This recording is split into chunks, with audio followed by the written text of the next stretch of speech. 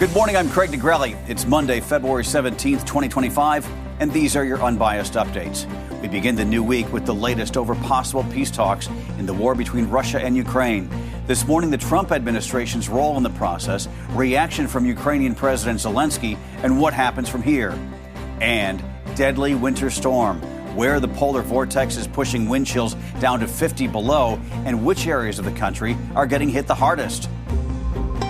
From the Straight Arrow News Studio, bringing the stories that matter to you from across the United States and around the world, these are today's Unbiased Updates. This morning, U.S. Secretary of State Marco Rubio is continuing his tour of the Middle East with a stop in Saudi Arabia, where he's expected to meet for talks with Russian officials about ending the war with Ukraine. Rubio is leading a delegation that includes National Security Advisor Mike Waltz and President Donald Trump's special envoy to the Middle East, Steve Witkoff, heightening concerns worldwide over the Trump administration's apparent attempts to broker a peace deal between Russia and Ukraine without including Ukraine or Europe in the talks. In an interview on CBS's Face the Nation with Margaret Brennan yesterday, Rubio brushed off those concerns, saying the talks with Russian leaders in Saudi Arabia won't be, quote, real negotiations. Ultimately, look, if at any point in time there's an opportunity to continue the work that President Trump started last week to begin to create an opening for a broader conversation that it would involve Ukraine and would involve the end of the war and would involve our allies all over the world, particularly in Europe, we're going to explore it if that opportunity presents itself. Ultimately, it will reach a point when if it's real negotiations, and we're not there yet, but if that were to happen, Ukraine will have to be involved because they're the one that were invaded. And the Europeans will have to be involved because they have sanctions on Putin and Russia as well.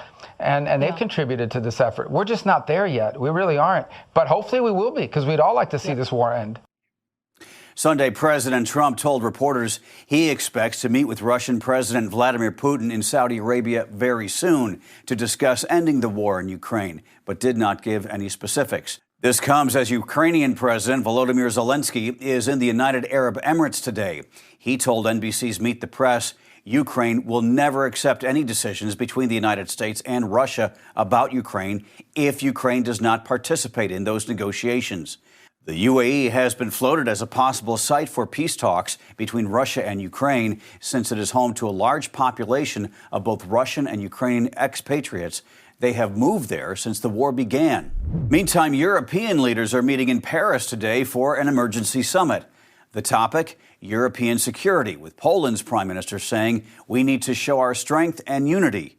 French President Macron is hosting the, quote, informal meeting, which will include leaders from the UK, Germany, Italy, Poland, Spain, the Netherlands, and Denmark, as well as the President of the European Council, the President of the European Commission, and the Secretary General of NATO. The European diplomatic efforts follow President Donald Trump's lengthy phone call with Russian President Vladimir Putin last week, after which he announced negotiations to end the Ukraine war would start immediately. Asked if Europeans had a role in talks between Russia and Ukraine, Trump's envoy to Ukraine, Keith Kellogg, said over the weekend, quote, I'm from a school of realism. I think that's not going to happen. Israeli Prime Minister Benjamin Netanyahu is signaling he's on board with President Trump's plan to remove the Palestinian population from Gaza, calling it, quote, the only viable plan to enable a different future for the war-torn enclave. Netanyahu met with Secretary of State Marco Rubio in Israel yesterday before Rubio moved on to Saudi Arabia. Netanyahu said he and President Trump have a common strategy for Gaza, saying, quote, the gates of hell would be open if Hamas doesn't release dozens of remaining hostages who were taken when the militant group attacked Israel on October 7th, 2023. This week marks 500 days of the war. Israel and Hamas are currently in the first phase of a ceasefire, though the second phase is in doubt, since talks have yet to begin. Israel's security cabinet is meeting today to discuss the second phase. Negotiators will also be in Cairo this week as mediators there look to help broker a deal for lasting peace in the Gaza Strip. Back here in the U.S., harsh weather is moving west today after pummeling the eastern United States over the weekend, killing at least 10 people, 9 of them in Kentucky, where heavy rain led to flooding. The National Weather Service is warning the storm system will bring life-threatening cold to the Rockies and northern plains, with temperatures in northeastern Montana, get this, expected to dip as low as 45 degrees below zero, with wind chills down to 60 below. Forecasters say not only will this be the 10th polar vortex event of the season, it will also be the coldest. Places like eastern North Dakota and western Minnesota will see wind chills between minus 40 and minus 50.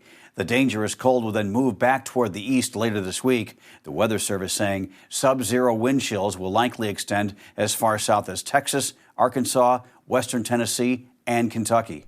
Today is a federal holiday, President's Day, but it appears some federal workers will not be heading back to work when offices reopen tomorrow.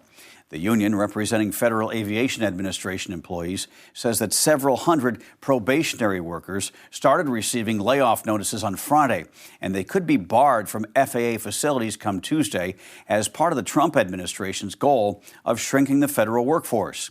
The union represents workers who install, inspect, and maintain air traffic control communications, radio and computer systems, as well as develop flight procedures. These reported firings come as Transportation Secretary Sean Duffy says members of Elon Musk's SpaceX team will be visiting the FAA's Air Traffic Control Command Center in Warrenton, Virginia today to learn about the current system. As Straight Arrow News reported last week, there are at least 200,000 probationary workers in the federal government. That means they have been on the job for less than 1 year and have very little protection when it comes to being fired. Meantime, the Trump administration has halted the firings of hundreds of federal employees who work for the nation's nuclear program.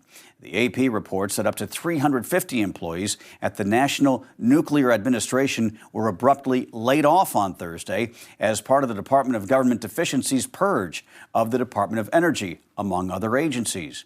By late Friday night, the acting administrator of the NNSA issued a memo rescinding all but 28 of the firings. Finally this morning, this year's Daytona 500 is in the books after 2 weather delays set the big race back by about 3.5 hours.